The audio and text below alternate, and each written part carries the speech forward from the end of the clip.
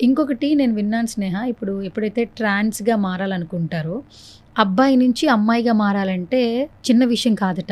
అది అవును. గూడా చాలా క్రిటికల్ సిట్యుయేషన్స్ కూడా వెళ్తాయి. అంటే అవును. ఆ ట్రాన్స్‌గా మారాలనే టైంలో కొన్ని సందర్భాల్లో చాలామంది చనిపోయారని గూడా విన్నాను. అవును. అసలు కొంచెం ఎక్స్‌ప్లెయిన్ చేస్తావా అసలు? మీరు ఒక అబ్బాయి నుంచి అమ్మాయిగా మారే ప్రక్రియ ఎలా ఉంటుందసలు?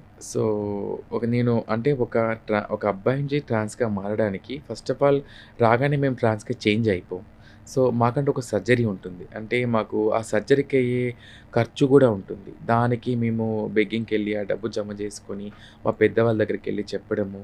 ఆ సర్జరీ అనేది ఎట్లా అంటే దొంగతనంగా జేసుకుంటాం సర్జరీ కూడా. హ్మ్. బహిర్గంగా ఎక్కడ చేసుకోం. ఏదో బాంబే, ఢిల్లీకెళ్ళి ఆ సర్జరీ చేసుకుంటాం. ఆ సర్జరీకెళ్ళే ముందు కూడా తిరిగి వస్తామా లేదా అని నమ్మకం గూడా ఉండదు మాకు. సో, అంటే ఒకటి గుర్తుపెట్టుకోండి మీరు. చిన్న ఆయిల్ పడితేనే ఆ బబుల్ పెయిన్ మనకొక 2, 3 డేస్ దాకా పెయిన్ బాగా ఉంటుంది. కాలినా గానీ, చిన్న దెబ్బ తాకినా కానీ. అలాంటిది మా బాడీలో ఒక అవయమే తీసేసినప్పుడు ఆ పెయిన్ ఎంత ఉంటదని మీరు ఒకసారి ఆలోచించండి. తర్వాత 40 మేము మా ఇంటికి ఒకవేళ బ్రతికి ఉండి ఇంటికి తీసుకొచ్చేస్తారు. చాలా వరకు అలా ఎవరికీ జరగలేదు. అంటే తీసుకొచ్చేసి ఇంట్లో 41 డేస్ ఒకే రూమ్‌లో ఉంటాము. 41 రోజు. ఆ 41 రోజు ఒకే రూమ్‌లో ఉండి అబ్బాయిల ముఖం చూడకూడదు. ఫోను యూజ్ చేయకూడదు. తర్వాత టీవీ చూడకూడదు. ఒకవేళ ఆహ్, చూస్తే మా ట్రాన్స్ వాళ్ళ ముఖం మాత్రమే చూడాలి. వేరే వాళ్ళు ఎవరి ముఖం కూడా చూడకూడదు. ఆ 4 గోడల మధ్య 41 రోజు అమ్మవారి ఆలాపనతోనే ఉంటాం. దాంట్లో మళ్ళీ మాకు 11 స్నానము, 21 స్నానము, 31 స్నానము, 41 స్నానం అని ఉంటుంది. అది మాకు మంగళ స్నానాలుగా మా పెద్దవాళ్ళు చేపిస్తారు. ఎక్కడైతే మాకు సర్జరీ చేపిస్తారో ఆ సర్జరీ మీద హాట్ వాటర్ పోయడము, పసుపు రాయడము.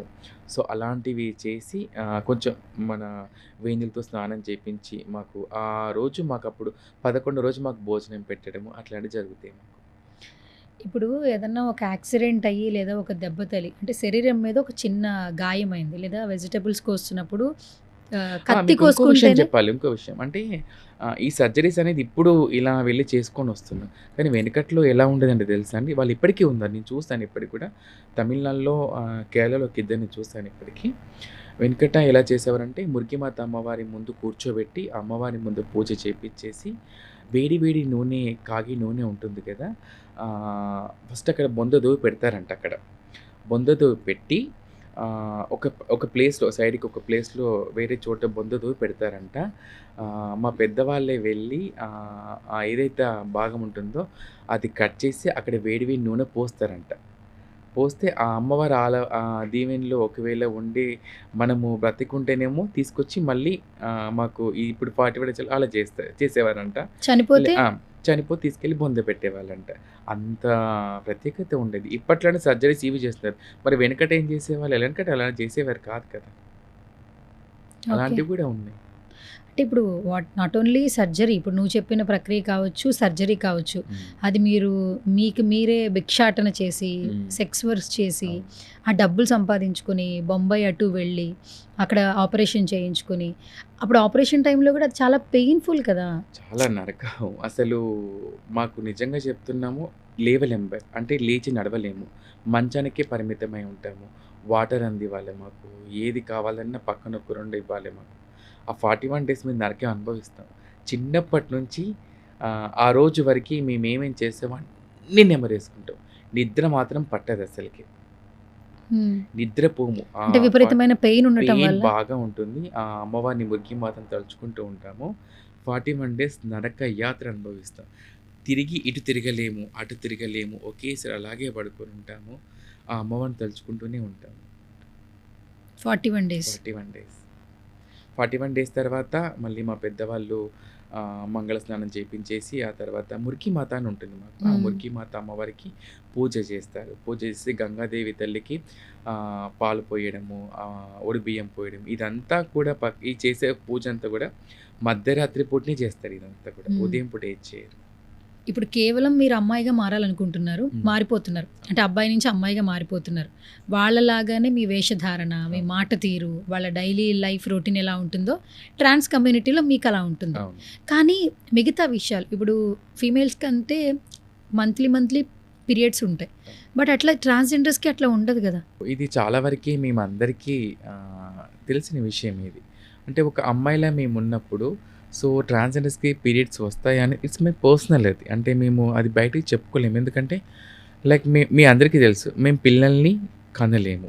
ఆ విషయం మీకు తెలుసు already. So, as it is female లానే మేము గూడా ఉంటాం. పీరియడ్స్ అనేది ఇట్స్ పర్సనల్ అదంతే అది. ఓకే. సో, ఇంకొకటేంటంటే మీ లైఫ్‌లో చాలా కష్టాలు పడి అమ్మాయిలుగా మారతారు గదా! అవును. కానీ మీ డైలీ రొటీన్ మీరు బతకడం కోసం మీరు తినాలన్నా, మంచి బట్టలు కట్టుకోవాలన్నా మీకంటే ఓన్లీ భిక్షాటన అవును. చేస్తారు అవును. కొంతమంది. అంటే ఎప్పుడు అంటే భిక్షాటన చేయడంలో ఎలాంటి హేళన వచ్చినా కూడా తీసుకోగలరు. అవును. స్టార్టింగ్ డేస్‌లో ఏంటంటే రైల్వే స్టేషన్‌లో కావచ్చు, ఫుట్ బాతుల దగ్గర కావచ్చు, ప్లాట్‌ఫార్మ్స్‌లో కావచ్చు, చప్పట్లు కొట్టేవాళ్ళొస్తే నవ్వుకునేవాళ్ళు. అవును. కానీ ఇప్పుడు కొంచెం చేంజ్ అయింది. అవును. జనరేషన్ చేంజ్ అయిన తర్వాత వాళ్ళు రాంగానే రెస్పెక్ట్ చేస్తున్నారు. వాళ్ళ దగ్గర ఏమైనా అమౌంట్ ఉంటే తోచిన అమౌంట్ సహాయం అవును. చేస్తున్నారు. సో, ఏం చెప్తావు? అంటే మార్నింగ్ లేచిన దగ్గర నుంచి ఈవినింగ్ వరకు కూడా భిక్షాటన చేసే క్రమంలో జరిగే సిట్యుయేషన్స్‌ని చెప్పాలంటే? మొదట్లో చాలా ఇబ్బందులు ఎదుర్కొన్నాం. అంటే ఒకప్పుడు బెగ్గింగ్‌కెళ్ళినప్పుడు నేను కూడా ట్రైన్‌లలో బెగ్గింగ్ చేశాను కదా! ట్రైన్‌లో బెగ్గింగ్ చేసేటప్పుడు నాకొక ఇన్సిడెంట్ ఎదురైంది నాకు. నేను బెగ్గింగ్‌కెళ్ళేటప్పుడు నేను యాక్చువల్లీ ఏమైందంటే వేరే స్టేషన్‌లో మా వాళ్ళు దిగేశారు. దిగేసిన తర్వాత అందులో కొంచెం గొడవ జరిగింది. అంటే వాళ్ళ వాళ్ళ వాగ్దానం జరిగింది. తర్వాత మళ్ళీ ఇమ్మీడియేట్‌గా మేము ఎక్కేసాం ఆ ట్రైన్‌లో. ఎక్కేసి కామన్‌గా అడుగుతూ వెళ్తున్నాం. నాకు అప్పుడే కొత్తగా సర్జరీ అయింది అప్పుడు నాకు. అయితే వాడేం చేశారంటే మేమెళ్లి అడిగాము. మేము ఎక్కగానే మజాక్ చేస్తుండే ఇవ్వచ్చు కదా నాన్న లెఫ్ట్ చెంపలు గిచ్చడము, అవి చేయడం. ఆడుతూ పాడుతూ ఆడతాం మేమందరిని కూడా. సో, ఆ క్రమంలో తనది సీరియస్‌గా తీసుకున్నాడు నా మీద. హ్మ్. సీరియస్‌గా తీసేసుకొని లేసి ఆహ్, మార్ అని చెప్పేసి అనేసి అందులో 3 మెంబర్స్ ఉన్నాం మేమందులో. ఖతం తనొచ్చేసి ఒకడొచ్చి ఇక్కడ పట్టుకున్నాడు, ఒకడొచ్చి ఇక్కడ పట్టుకున్నాడు, ఒకడొచ్చి కొడుతూనే ఉన్నాడు బ్యాక్ సైడ్ నుంచి. రకరకాలుగా ఇబ్బంది పెట్టేశారు. నిజంగా చెప్తున్నాను. ఆ రోజు నేను పడ్డ బాధ ఎవరికీ కూడా రావద్దు. వాడు చెప్పరని చోట కొడితే నాకు బ్లీడింగ్ అయిపోయి తట్టుకోలేకపోయాను. సో, ఇక్కడ ఉంటది గదా! ఇలా గట్టిగా పట్టేసుకొని నరకయాతన చూపించాడు. ఒకడు జాకెట్‌ని ఇలా అనేసాడు ఒకడు. ఒకడు చీర గుంజేసాడు. ఒకడేమో ఇలా పట్టేసాడు చీరని. అసలు నాకేం ఏం జరుగుతుందో నాకసలేం అర్థం కావట్లే. అక్కడ జరిగిందేందో కూడా మాకు అర్థం కావట్లేదు అసలు. మొత్తం బట్టలన్నీ ఇప్పేశారు. నిజంగా చెప్తున్నాను. ఆ రోజు మీరు చెప్తే నమ్ముతారో నమ్మరో అప్పుడున్న సిట్యుయేషన్ ఆ రోజు నేను మళ్ళీ మొత్తం అన్ని డోర్‌లనేసేసారు వాళ్ళు. డోర్‌లనేసేసి ట్రైన్ చైన్ వాళ్ళే గుంజేశారు. ట్రైన్ చైన్ వాళ్ళే గుంజేసి అందులో ఒక అబ్బాయి తెలుగతను డోర్ తీయండి తీయట్లే వాళ్ళు. ట్రైన్ ఆపేశారు కదా! ఒక అబ్బాయి చైన్ గుంజాడు. ట్రైన్ ఆపేసి వాళ్ళు భయపడి ఏం చేశారు నిజంగా ఆ రోజు నేను బతికి బయట పడతానో నాకు తెలీదు. మీరు నమ్ముతారో నమ్మరో అప్పుడు అన్ని కష్టాలు పడ్డాం ఆ రోజు. నేను ఇలా పట్టుకొని ఇలా దిగాను ట్రైన్‌లోకెళ్ళి. పక్క బోగిలో మా వాళ్ళందరూ ఉరికొచ్చి ఏమైంది మా ట్రాన్స్ ఒక చున్నీ కప్పుకొని ఇంటికెళ్ళాను ఆ రోజు. ఆ రోజు అనిపించింది అంటే మేము భిక్షాటనకి వెళ్ళి తిరిగి వచ్చేదాకా కూడా బ్రతికి వస్తామా లేదా అనేది కూడా నమ్మకం లేదు. అలాంటి దుస్థితిలో మేము బతికాం. ఇప్పుడు అప్పటికి పడ్డ బాధలకి ఇప్పటికి అంటే చాలామంది కొంచెం అవేర్‌నెస్ వచ్చింది. అరే! వీళ్ళకు రూ. 10 ఇస్తే మంచిది. వీళ్ళల్లో కూడా అంటే ఎట్లా అంటే నకిలీ ట్రాన్స్ ఎక్కువైపోయారు. సో, వాళ్ళ వల్ల మాకు కొంత బ్యాడ్ నేమ్ రావడము, సో, అవి జరగడం జరిగింది. సో, ఇప్పుడు కొంచెం ట్రైన్‌లలో భిక్షాటనకెళ్ళినప్పుడు గానీ, బయట బెగ్గింగ్‌కెళ్ళినప్పుడు గానీ, ఇంటికి పిలిచివ్వడం కానీ, మమ్మల్ని పిలిచి మమ్మల్ని రెస్పెక్ట్ ఇవ్వడము, రూ. 10 ఇవ్వడము. సో, అవి మాకు కొంచెం హ్యాపీగా అనిపిస్తుంది. అంటే నేనే నిలబడి అక్కడ చూసుకున్నప్పుడు, అరే! ఒకప్పుడు నేను చూసుకున్నప్పుడు ఇప్పుడు ఇచ్చిన రిసీవింగ్‌కి అంటే వాళ్ళకు అవగాహన లేక ఇలా జరుగుతుందా? ఇప్పుడు రెస్పెక్ట్ అనేది కొంత వస్తుంది అనేది. నాకు అనిపించి ఐయామ్ సో హ్యాపీ ఇప్పుడున్న రిసీవింగ్‌కి. ఎందుకంటే రాబోయే జనరేషన్‌కి కొంత రిసీవింగ్ దొరుకుతుంది. ఇంకొకటేంటంటే ట్రాన్స్ కమ్యూనిటీలో మీరు విలువలతో బ్రతకడానికి మీరింత ఫైట్ చేస్తున్నారు. అవును. బట్ మీ కమ్యూనిటీలోనే బ్యాడ్‌గా చేస్తున్న సిట్యుయేషన్స్ కూడా చాలామంది ఉన్నారు. అందుకే అందరినీ అవమానంగానే చూస్తున్నారు. చూస్తున్నారు. రెస్పెక్ట్ అనేది పోతుంది. మరి ఏం చెప్తావు మీ ట్రాన్స్ కమ్యూనిటీ గురించి? నేను ట్రాన్స్ కమ్యూనిటీ అందరికీ కూడా ఒకటే. మనం అనేది మన విధానాన్ని గనక మనం చూపిస్తే రెస్పెక్ట్ అనేది అదే వస్తుంది. ఈరోజు మన కుటుంబాలు మనల్ని ఆదరించట్లేదంటే మన వాళ్ళు చేసే బయట వాళ్ళ వల్ల మనకు కొంత రెస్పెక్ట్ అనేది పోతుంది. ఒకప్పుడు మనమే అన్నాం మన కుటుంబాలు మనల్ని అర్థం చేసుకోవట్లేదని. ఇప్పుడు సోషల్ మీడియాలో మనం చేసేది ఏంటి? ఒక ఆడపిల్ల కొంగిలా అని బయటికి వీడియో తీస్తే ఆ అమ్మాయిని క్వెషన్ చేసి "ఏయ్! నువ్వు ఎందుకు ఇలా చేస్తున్నావు? ఏంటి?" అని చెప్పి ఒక ఆడపిల్ల ట్రోల్స్ చేస్తుంది. అదే ఒక ట్రాన్స్ అలా చేస్తే ఏ ట్రాన్స్ కూడా తను ట్రోల్స్ చేయట్లేదు. ఎందుకు? మళ్ళీ వాళ్ళ దాంట్లో గొడవలయితాయి. వీళ్ళనేమంటారో నన్ను చాలామంది అన్నారు. "మీ వాళ్ళు ఇలా వీడియోలు చేస్తున్నారు గదా! మరి ఎందుకు మీరెప్పుడు ప్రశ్నించలేదు?" అని చెప్పి నన్నన్నారు చాలామంది. ఇప్పుడు చెప్తే వినే వాళ్ళకైతే మనం ఏమని చెప్పగలుగుతాం.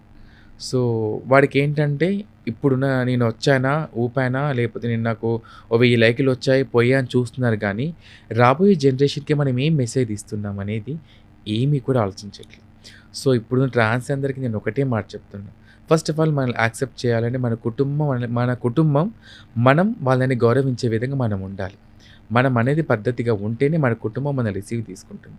మన కుటుంబం గనక మనల్ని ఆదరిస్తే ఈ సమాజంతో మనకేం పని? మనం వచ్చి సమాజంలో ఇలాంటి పిచ్చి పిచ్చి వేషాలేయడము, సెక్సీగా కనబడడము అని ఫ్యాషన్. సెక్సీగా కనబడడం తప్పేం కాదు. అదెక్కడ, ఏ సందర్భాల్లో కనబడాలో అక్కడే కనబడాలి. హ్మ్. ప్రతి చోట కూడా నువ్వు జాకెట్ కిందకి నేను అందంగా ఉన్నానని చూపించుకున్నంత మాత్రాన రిసీవింగ్ రాదు. ఇప్పుడు నేనొక్కదాన్ని పద్ధతిగా వచ్చి వీళ్ళందరూ మా వాళ్ళంతా మంచోళ్ళు కూడా ఎవరు నమ్మరు కూడా. హ్మ్. సో, ఫస్ట్ మీ వాళ్ళకెళ్ళి చెప్పుకో నువ్వు అని చెప్పేసని అంటారు. సో, మా ట్రాన్స్‌జెండర్స్ అందరికీ ఒకటే మాట చెప్తున్నాను. మన కుటుంబాలు కానీ, ఈ సొసైటీ కానీ మనల్ని ఆదరించాలంటే ఫస్ట్ మన బిహేవియర్‌ని మనం మార్చుకోవాలి. మన పద్ధతులు మనం మార్చుకోవాలి. మనల్ని 10 మంది గౌరవించబడితే రేపు రాబోయే తరానికి మనం వాళ్ళకి ఒక దారిచ్చిన వాళ్ళమైతాం.